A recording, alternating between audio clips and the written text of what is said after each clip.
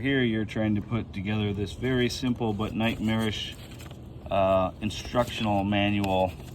So there's a guy that already has a full install video, so I'm only going to touch on the things that really didn't get shown in the instructions or on his video that were really slowed me down.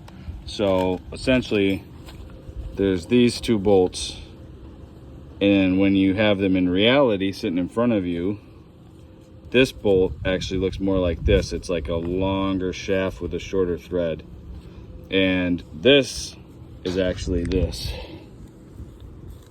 It's like a black Allen bolt with a bushing, and that goes right here. And the instructions say E2, and that goes right here. But the image makes it look like it's actually this one. This one goes here. And so there's no threading all the way to the very end here. So the other guy's video, he put on this part on the inside and the holes didn't line up. So I put mine on the outside and the holes didn't line up. So maybe some of the units are slightly different, or maybe he fumbled around again. I don't know. But as far as that, mine on the inside line up with the holes right here. Can you see them in the video? There and there for here and here. So I have to move this one on the inside, which I'm doing. And again, it's this bolt. Other than that, the only thing, I mean, this is obvious, but in case you've never done something like this, this is a cotter pin.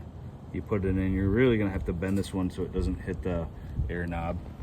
Other than that, it's been pretty self-explanatory. I couldn't tell how many washers and stuff, so I lined everything up, matched it up, and it's basically every single bolt has its own washer and own nut.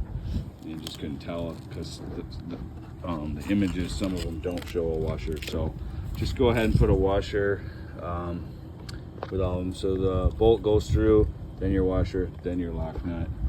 And you only get the lock nut so tight without some tools, and then you gotta crank it and then it won't fall off. All right, good luck.